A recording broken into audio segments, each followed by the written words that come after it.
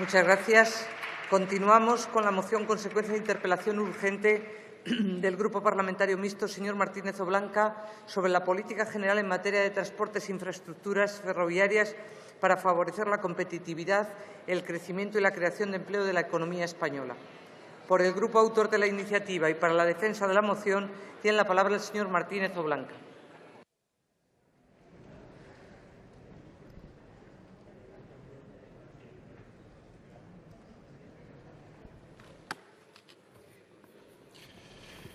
Muchas gracias, señora presidenta. En la interpelación al Gobierno sobre política ferroviaria debatida hace 2 semanas, puse de manifiesto la necesidad de promover la plena integración ferroviaria de España en Europa con el objetivo de hacer efectivo el artículo 100.1 del Tratado de Funcionamiento de la Unión Europea, que mandata una política común en el sector de los transportes que preserve la competencia y garantice la libre prestación de servicios, exige una armonización de las normas técnicas, administrativas y de seguridad. Es indispensable una armonización paulatina de estas exigencias para lograr la interoperabilidad de los distintos sistemas ferroviarios nacionales. Señorías, en España el cumplimiento de este artículo no es posible sin eliminar las barreras físicas y tecnológicas existentes, cuyo exponente principal es la diferencia de ancho de vía en los corredores que no forman parte de la red de alta velocidad. Con ese objetivo he presentado la moción que tengo el honor de defender desde la tribuna, a la que diferentes grupos han presentado varias enmiendas que en algún caso aceptaría parcialmente, si bien al rechazar las formuladas por el Grupo Socialista, que lo fía todo a cambiar mi punto primero, ha hecho imposible elaborar un texto transaccional con enmiendas del Grupo de Unidos Podemos. No haré referencia a la enmienda de Ciudadanos, que pone de manifiesto que no han entendido el sentido de esta interpelación y de la moción consecuente. No obstante, quiero detenerme singularmente en el caso de las enmiendas presentadas por el Grupo Popular, que le solicito que retire, porque parte de su contenido desacredita el contenido europeo, el compromiso europeo y el prestigio ferroviario del Gobierno al que este grupo dice apoyar. Se lo explico siguiendo en orden inverso la fundamentación de los 3 puntos de la moción. Punto tercero. Foro insta al Gobierno a presentar en el Congreso, antes del 31 de diciembre de 2017, el nuevo plan de Renfe para adquirir material rodante, cuya finalización anunció el propio señor ministro de Fomento en el transcurso de la interpelación, antes de que concluya el año. Cifrado este plan por encima de los 1.500 millones de euros, con referencia concreta al plan específico para Renfe Mercancías. ¿A qué viene ahora una enmienda para solicitar que se retrase al 31 de enero de 2018? ¿No dijo la verdad el ministro? ¿No quieren que el Congreso reciba cuanto antes esa información del plan de Renfe? Nosotros sí. En el punto segundo, Foro insta también al Gobierno a que eleve al Congreso de los Diputados, en el plazo de 3 meses, un informe detallado del estado de cumplimiento de las directivas europeas de los 4 paquetes ferroviarios aprobados, tanto los referidos a viajeros como a mercancías, para la apertura a la competencia del ferrocarril español, reflejando con detalle su transposición, así como las medidas adoptadas en aplicación de las mismas y los resultados concretos de su aplicación. El Grupo Popular viene de rebajas, amplía el plazo a 6 meses y limita su propuesta a que el Gobierno informe únicamente sobre el cuarto. Es un cuarto paquete aprobado recientemente para la apertura a la competencia del ferrocarril español. Para nosotros es imprescindible conocer el grado de cumplimiento de los 3 paquetes ferroviarios anteriores y no avalamos la desconfianza del Gobierno. ¿Presumen que el Gobierno desconoce el grado de cumplimiento de unas directivas con 7 años o más de antigüedad? En relación con el punto primero, Foro pide al Gobierno que remita al Congreso en un plazo de 6 meses un plan para la adaptación integral de la red ferroviaria española al ancho de vía estándar UIC, con objeto de impulsar la definitiva supresión de barreras tecnológicas y físicas con Europa e impulsar la plena integración con la Unión Europea. A cambio, el Grupo Popular quiere sustituir lo de plan por estrategia, en un juego con el lenguaje, camuflándose en una semántica evanescente que contrasta con el compromiso irrenunciable de mi partido, reflejado hoy en esta moción, de representar la gran ambición de España para su plena integración en Europa. Creemos necesario, además, que el citado plan incluya un informe del estado actual de la transformación de la red, detallando los corredores ferroviarios que ya disponen de ancho UIC y aquellos en los que se han aprobado y o se están realizando actualmente proyectos u obras con este objetivo. El Grupo Popular propone continuar trabajando en la estrategia establecida en el PITBI 2012-2024 para el cambio de vía estándar UIC, pero no pueden continuar lo que todavía no han empezado, ni siquiera han planteado, como lo demuestra que el ministro de Fomento evitó referirse a este compromiso durante su primera y extensa comparecencia en las Cortes Generales del pasado 19 de diciembre.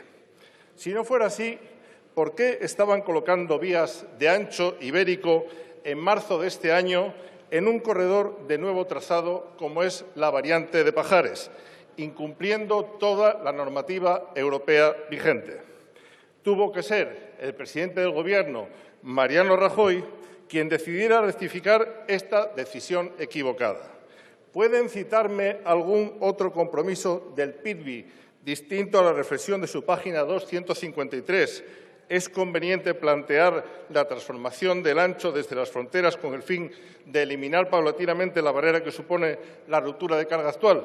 Si esta es la estrategia establecida en el PITBI, les recomiendo educadamente que lo depositen en la papelera.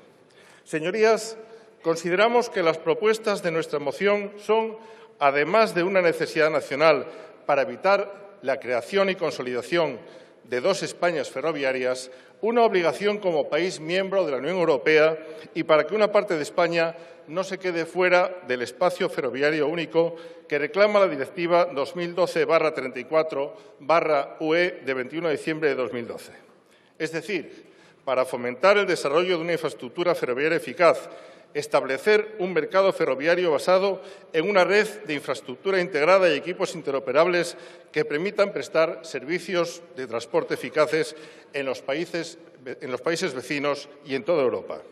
También para suprimir obstáculos administrativos y técnicos y, finalmente, para garantizar condiciones de competencia equitativas con efectos muy positivos sobre el crecimiento económico y la creación de empleo, nuestra principal prioridad económica y política. Concluyo, señora presidenta. No admitimos que España esté por las rebajas ante nuestra convergencia europea. Queremos poner definitivamente punto final a la existencia en España de dos espacios económicos como secuela de tener diferentes sistemas de comunicaciones ferroviarias. La España que progresa en ancho estándar o IC y la España que pierde la ocasión del progreso con la perpetuación del ancho ibérico. Muchas gracias. Muchas gracias. Para la defensa de las enmiendas formuladas por sus grupos intervienen por el Grupo Parlamentario de Ciudadanos el señor Navarro Fernández Rodríguez.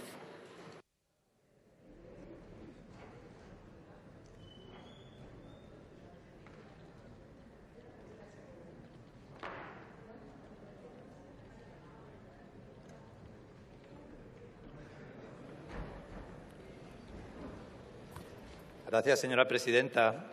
Señorías, Foro Asturias nos trae hoy una moción con un tinte un tanto dramático en la que nos dice, en primer lugar, que si queremos conseguir la plena integración ferroviaria con Europa tenemos que levantar toda nuestra red viaria en ancho ibérico y volver a ponerla en ancho UIC, nada menos. En segundo lugar, que de lo contrario, y lo ha reiterado no solo en su moción, sino ahora en su intervención, que de lo contrario nos arriesgamos a crear una España de doble velocidad y con doble desarrollo económico. Y por si fuera poco, que a la luz de la Directiva 2012/34 de la Unión Europea, pues prácticamente estamos fuera de la ley. Pues no parece que haya para tanto, la verdad.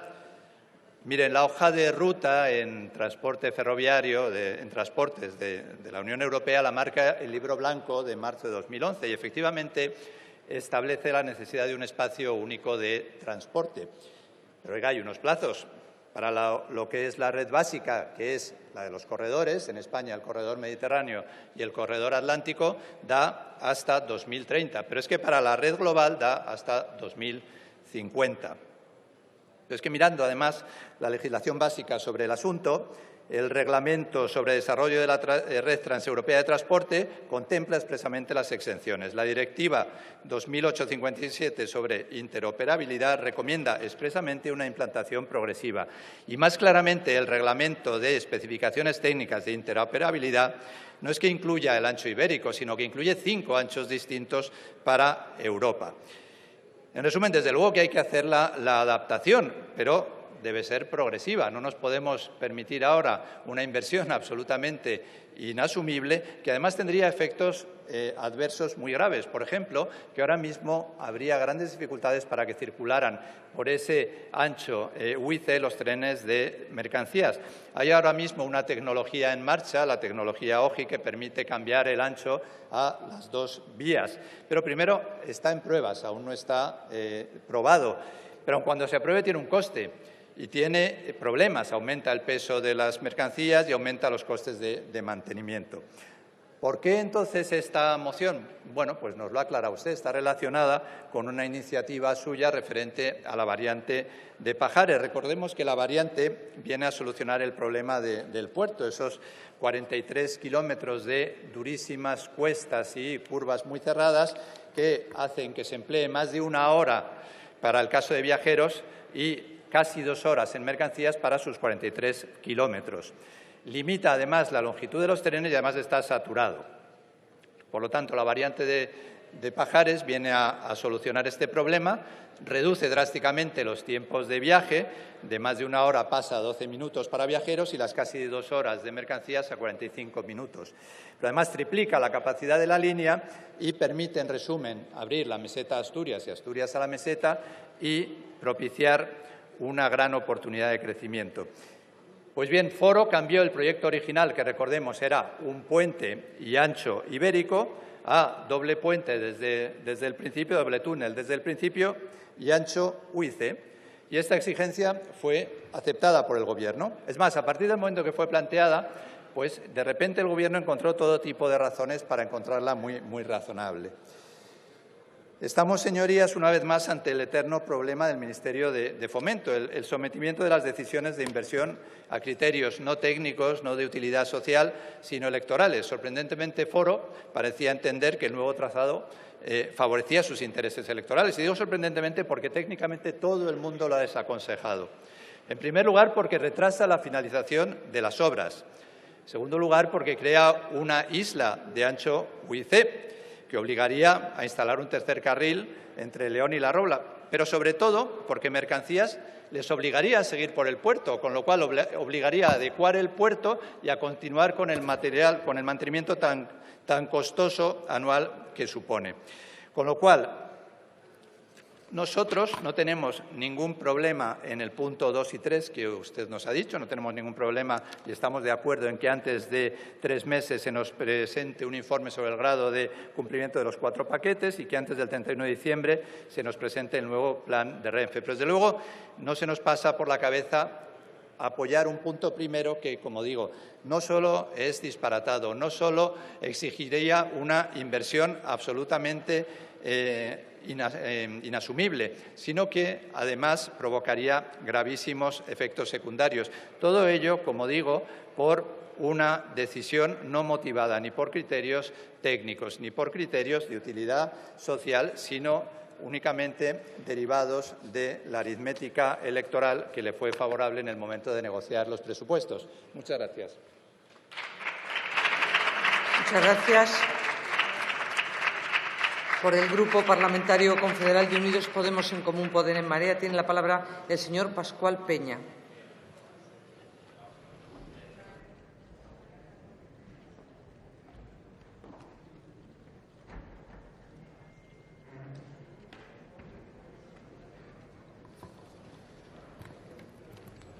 Señorías, presidenta, tratamos hoy aquí una moción para instar al Gobierno a tomar medidas urgentes en materia ferroviaria. Al hacerlo hablamos del derecho a la movilidad, un derecho soporte de otros derechos. Y permítame, para hacerlo, invitarles a un viaje en tren a la provincia de elección del señor Hernando, que ahora no está por aquí, y que es Almería, Para hacerlo tendríamos que pensar bien los horarios, porque si nos vamos muy pronto a la estación puede ser que nos encontremos con una espera de entre 2 y 4 horas en la estación, la que sufren muchos de los usuarios de media distancia. Una vez en el tren, pónganse cómodos y elijan un buen libro, porque se va a demorar el viaje 6 horas y media. Lo dramático es que esas 6 horas y media son 1 hora y 38 minutos más de lo que tardaba ese mismo tren en 2003. En España, los transportes de las mayorías tardan hoy más que hace 15 años, señorías. Una última recomendación, sujétense bien, porque el maquinista se va a ver obligado a hacer 152 cambios de velocidad forzados por el deterioro y el abandono de las líneas ferroviarias. Ese mismo deterioro y abandono que sufren los más de 420 millones de usuarios de la red de cercanías y media distancia cuando cada día tienen que ir al trabajo no en un AVE, sino en un cercanías o en una media distancia, o van a la escuela o van al hospital. Ese mismo deterioro que se encontraron los ciudadanos de los cercanías de Madrid ayer mismo cuando tuvieron que saltar a las vías en una imagen más propia de Mogadiscio o del siglo XIX y no de la red ferroviaria europea del siglo XXI. Son los mismos fallos que se encuentran los usuarios de FEVE en Cantabria o en Asturias, que no saben cuándo va a pasar su tren, o los problemas con los tiempos de llegada de los trenes que se encuentran los usuarios de Andalucía Oriental o de Extremadura. ¿Saben ustedes por qué sucede esto? Pues porque el número de trabajadores por tren y kilómetro en los servicios convencionales es la mitad de la media europea, señorías, porque la subvención media por viajero y kilómetros es 3 veces menor que la media europea en la red convencional y porque pertinazmente ustedes han decidido invertir entre 5 y 10 veces más en alta velocidad que en la red convencional. Para que quede claro, 1 euro en cada usuario de cercanías por cada 100 euros en cada usuario de la red de alta velocidad, señorías. Ustedes abandonan la red convencional porque le tienen alergia a los servicios públicos y por eso el señor Montoro ahora anda diciendo que hay que recortar líneas ineficientes y sustituirlas por autobuses. Ya les advierto que las plataformas en defensa del ferrocarril van a frenarlo. Miren, frente a su modelo censitario, clasista e ineficaz, nosotros queremos una red que garantice el derecho a la movilidad y el transporte como un derecho democrático fundamental de la ciudadanía y para ello le hacemos propuestas muy concretas. En primer lugar, pedimos un aumento del importe del contrato programa de Renfe para incrementar al menos en un 10% las obligaciones de servicio público de Renfe Operadora. No nos vale con que pongan 226 millones en Renfe Operadora para luego, en una suerte de trilerismo financiero, llevárselo vía canon a Adif.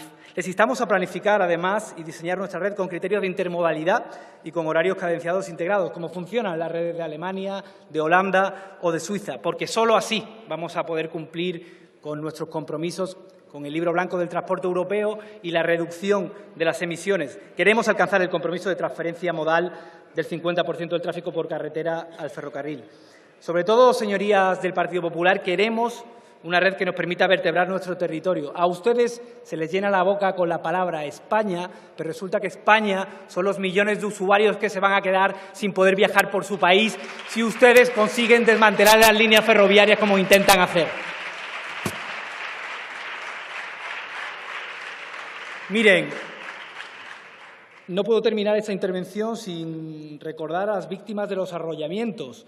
Es tan sencillo como modificar el artículo 3 del Real Decreto 623/2014, el que regula la investigación de los accidentes e incidentes ferroviarios, para incorporarlos y que puedan ser investigados. Son demasiadas las vidas que se han perdido en nuestro país por esta situación. Termino, señorías. Intervenía en esta Cámara no hace demasiado tiempo diciéndoles que ya era hora de que el zorro dejara de cuidar a las gallinas.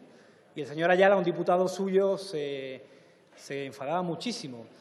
Es el mismo señor que tienen ustedes ahora al frente de la Oficina Anticorrupción después de haberle entregado a AENA 2 concesiones a su empresa en los casinos de Alicante y Málaga. Pues miren, les recuerdo hoy y les repito hoy que el zorro debe dejar de cuidar a las gallinas. Y se lo digo porque tienen ustedes al frente de Adif, de una empresa pública con un presupuesto de más de 3.000 millones de euros, al señor Juan Bravo, el compadre de Alberto Ruiz Gallardón, y al que la Fiscalía Anticorrupción denuncia por su responsabilidad en el defalco de 70 millones de euros en el canal de Isabel II. Miren, señores del Partido Popular, se pueden quejar cuanto quieran. Nosotros vamos a seguir señalándoles con el dedo cada vez que pongan al frente de una empresa pública a un denunciado. Vamos a seguir reprobando a su ministro cada vez que se salten las leyes a la torera y vamos a seguir pidiendo más y mejores servicios públicos. No les quepa ninguna duda. Muchas gracias. Muchas gracias, señor Pascual. Por el Grupo Parlamentario Socialista tiene la palabra el señor Ramos Esteban.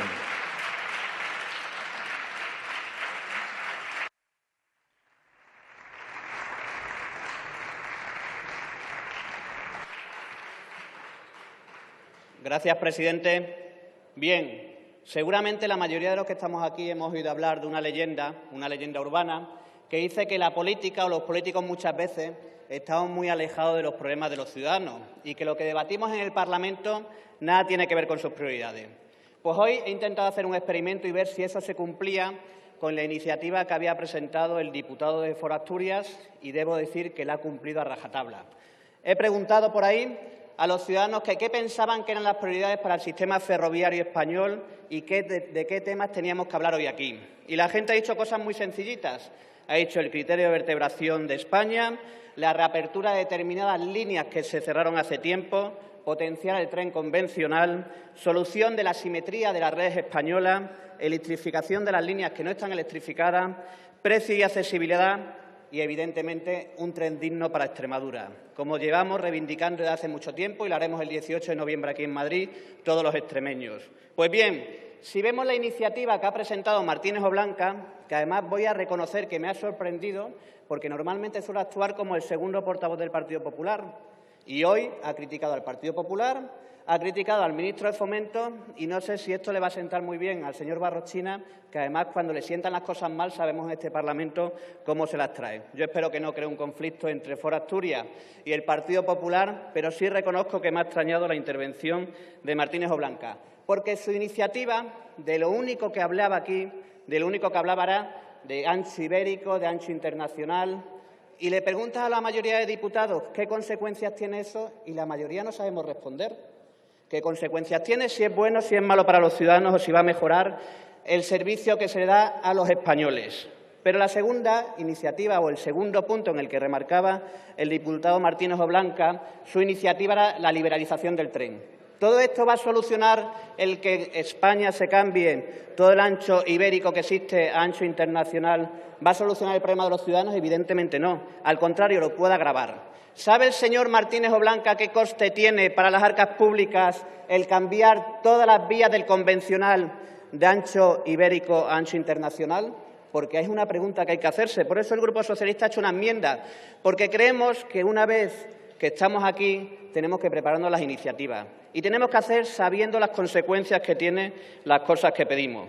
Yo voy a decir cuáles son las prioridades del Partido Socialista en el tema del ferrocarril, que además lo hemos dicho muchas veces y lo vamos a seguir repitiendo.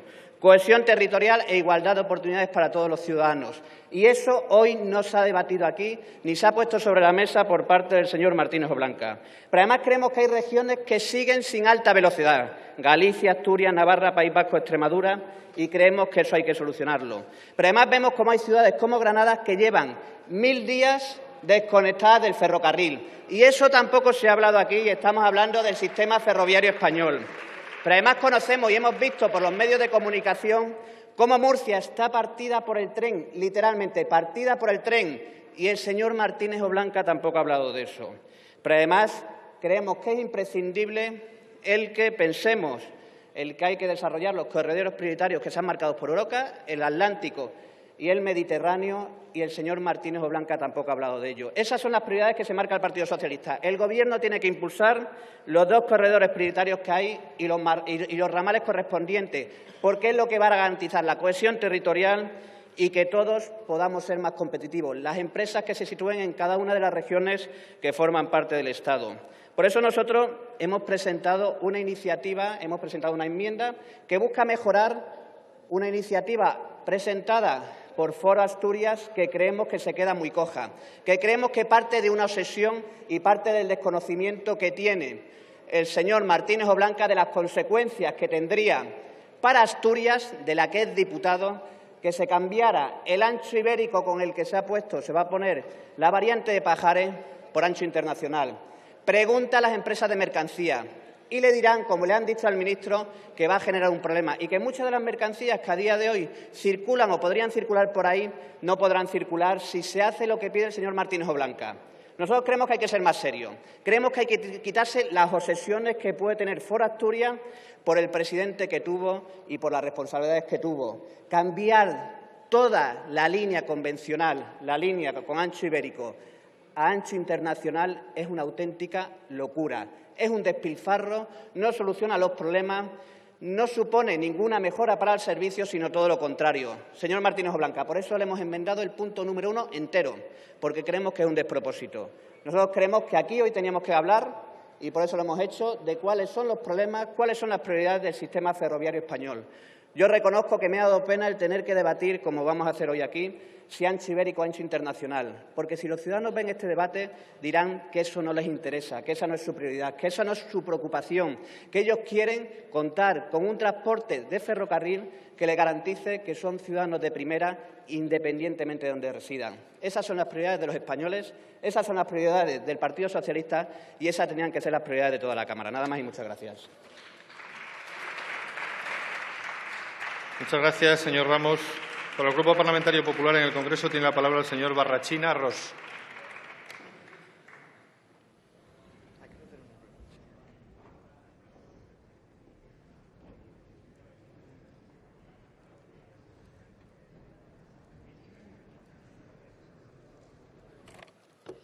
Muchas gracias, señor presidente, y buenas tardes. Y gracias, señor Martínez Oblanca, por darnos la oportunidad de debatir sobre el sistema ferroviario español. Y además le agradezco también la vehemencia con la que lo hace. Entiendo que desde una óptica liberal y viniendo de la tierra de don Pelayo uno se manifieste como usted y se lo agradezco. Sabe que comparto, don Isidro, buena parte del texto que usted ha planteado hoy y, de hecho, nosotros tanto en la ampliación de nuestro sistema ferroviario hacia ancho europeo como en la apertura a la competencia privada y también la elevación en la cuota de mercancías que transita por el ferrocarril, estamos en todo ello de acuerdo. No así, como usted bien sabe, y por eso lo hemos enmendado, en la literalidad que propone la transformación universal e integral de los 16.000 kilómetros de red ferroviaria de cercanías y de mercancías en alta velocidad. No comparto así lo que he escuchado por parte de algunos de los portavoces que calificaban el sistema ferroviario español de decimonónico, de propio del siglo XIX, de dejar a vecinos con trenes desmantelados, porque al final falsean la realidad española. Y cuando uno bucea y observa cómo se encuentra España en el ámbito internacional, descubre que un español puede viajar desde Sevilla hasta Barcelona 840 kilómetros sin transbordo por alta velocidad europea. Y eso supone que España es hoy la primera nación del mundo en kilómetros por habitante en alta velocidad y que son más de 450 millones los viajeros que disfrutan del conjunto de nuestra red ferroviaria. Después de escuchar el catastrofista mensaje de alguno de los grupos de izquierda, uno se sorprende cuando descubre que es el Foro Económico Mundial el que dice que España, de entre los 50 países europeos, entre los 50, no los 27 de la Unión, los 50, es el primer país en calidad ferroviaria, por seguridad, por puntualidad, por comodidad y por rapidez. Y siendo los primeros de Europa y los cuartos del mundo, es sorprendente que haya parlamentarios que dicen representar a España que hablen de unos trenes del siglo XIX. Y no hablo solo de la superestructura de nuestras vías, hablo también del sistema de gestión, el sistema que permite, el sistema integrado de tráfico ferroviario europeo, que dice que solo España tiene ya 1.800 kilómetros y que el siguiente país europeo con ese sistema instrumental tecnológico integrado, el siguiente país, que es Francia, en lugar de 1.800, disfruta de 500 kilómetros. Por tanto, estamos no en el país que todo lo tiene, pero sí en el que va primero en la implantación del ancho europeo. Y por eso cabe estar moderadamente orgulloso que vecinos de Valencia, de Alicante, de Madrid, de Zaragoza, de Barcelona, de Valladolid o de Zamora y pronto de mi ciudad de Castellón puedan disfrutar de la alta velocidad de la que carecen países como Estados Unidos, como Canadá y otros de la misma envergadura. Por eso hemos enmendado este texto y por eso creemos que debemos seguir en la buena dirección. Es impensable que en lugar de 3.000 kilómetros de alta velocidad tengamos una varita mágica que los conviertan en 16.000. De hecho, ¿sabe usted que hacemos un esfuerzo económico ingente? Lo que este Gobierno de España, con 4.400 millones, dedica al ferrocarril es el doble de lo que dedicamos a carreteras y 4 veces más de lo que dedicamos a puertos o aeropuertos, incluso 10 veces más, a pesar del enorme aumento de lo que dedicamos a política de vivienda. Querer multiplicar por 5 nuestra planta de alta velocidad en este momento no parece, señor Martínez Oblanca, no parece lo más razonable, a pesar de que, insisto, nosotros le pediremos una votación separada para respaldar su segundo y su tercer punto y compartimos, además, buena parte de la música del primero, aunque no la letra en su literalidad. Hemos transitado en esa apertura a la competencia del 14 al 36% de trenes de mercancías con operadores privados. Yo en mi pueblo, yo en Segorbe, veo transitar ahora, desde hace algunas semanas, trenes llenos de vehículos de Zaragoza hacia el puerto de Sagunto, hacia el puerto de Valencia, por la inversión, como usted bien sabe, de 1.400 millones de euros para hacer transitables, accesibles, todos los 28 puertos de España con la vía ferroviaria. Y, por tanto, España es indudablemente el país que más avanza en esta materia. Por tanto, permítame que concluya agradeciéndole su iniciativa. Sabe que hemos hecho todos los esfuerzos y me permito decirle que me siento moderadamente orgulloso de los esfuerzos de todos los partidos políticos que han gobernado España para haber transformado eso que algunos llaman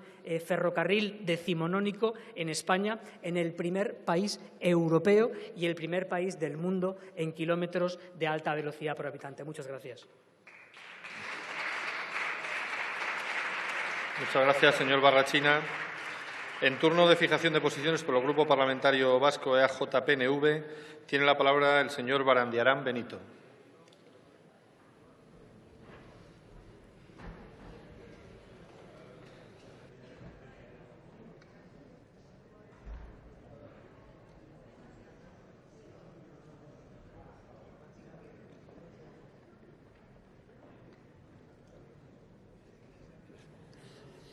Señor presidente, señorías, iba a hacer otra intervención inicial, pero, señor Barrachina, cada vez que habla usted sube el precio del pan, porque es verdad que la realidad ferroviaria en España es la que es, pero nuestros socios europeos me imagino que no estarán demasiado contentos cuando aún no ha acabado el eje mediterráneo y cuando aún está sin conectar el eje atlántico, a pesar de que los fondos estructurales son los que han financiado en buena parte esas instalaciones. Pero vamos, ese no es el objeto, en principio, de mi intervención, sino que lo era la proposición o la moción del señor Martínez Oblanca, respecto de la que no voy a insistir demasiado en sus requerimientos, porque, como también han señalado otros comparecientes, otros diputados, podemos compartir buena parte de sus argumentos en favor de una necesaria adaptación de la red ferroviaria a situaciones que permitan su interoperabilidad con el espacio ferroviario europeo. Tampoco lo voy a hacer con los requerimientos que hace de información, a los que se refieren en su punto segundo y tercero, ya que como partido y como grupo siempre hemos fijado nuestra preferencia en el ámbito ferroviario por la necesidad de su encaje en las redes transeuropeas, lo que debe establecerse como principal o como principio guía de la planificación y decisión sobre nuevas infraestructuras y la mejora de las existentes. También que dicha pretensión arranca por el establecimiento de 2 corredores básicos, además transpirenaicos, tanto para viajeros como para mercancías, el corredor atlántico y el corredor mediterráneo. Por eso lo mencionaba ahora. Y como señala la moción, tal pretensión debe encajar con un desarrollo temporal del medio. Y nosotros añadimos que en ambos corredores, en el Atlántico y en el Mediterráneo, ajustado a las previsiones y a las exigencias europeas. Estamos de acuerdo, por tanto, con ello y, si bien a nuestro juicio, la cuestión no estriba en aquellos elementos deseables del sistema ferroviario, don Isidro, sino que la cuestión, y esa es la pega que le voy a poner, estriba en las prioridades. En ese sentido, da la impresión de que la moción se centra en la cuestión del ancho UIC, que, como ya se ha comentado, es discutible no tanto por su objeto, por su necesidad, por su preferencia, por su vocación, no por ello, sino por su prioridad, ¿no? Y deja para otro momento el debate sobre el transporte de viajeros, que en parte considera cubierto a través de la red de alta velocidad y que se viene desarrollando hace años, y se refuerza su posición en el ámbito de las mercancías, con la que desde luego estamos completamente de acuerdo.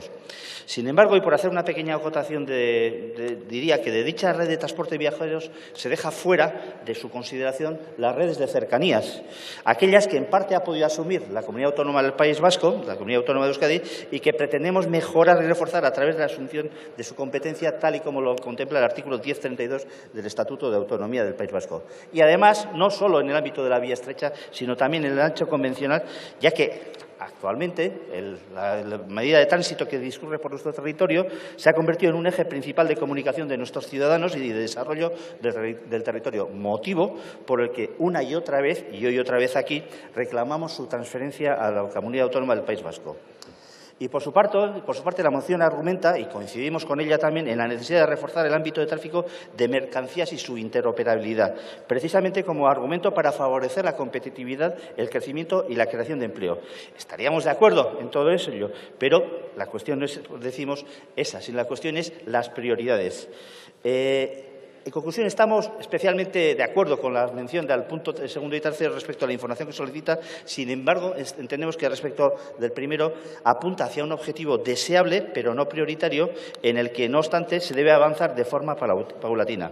Por eso voy a terminar señalando a mi comentario anterior, que es que volvemos a reclamar la posibilidad de gestionar desde Euskadi un sistema ferroviario vasco compatible con la red de interés general del Estado y a quien quepa atribuir la gestión integral de las infraestructuras ferroviarias vascas. Y también voy a hacer una nota, permítamelo, de recuerdo precisamente a un responsable político que respecto de esta cuestión haría la misma reclamación respecto de su territorio si por sus ideales no hubiera sido detenido hace pocas fechas. En recuerdo de Josep Rull, consejero del Territorio y Sostenibilidad de la Generalitat. Nada más, muchas gracias. Muchas gracias, señor Barandiarán. En turno de aceptación o rechazo de las enmiendas presentadas, le pregunto al señor Martínez Oblanca si acepta su grupo alguna de las enmiendas presentadas. Muchas gracias, señor presidente. No acepto ninguna y aprovecho la oportunidad para agradecer la intervención del señor Barachina y pedir a la presidencia que la votación de la moción sea por puntos.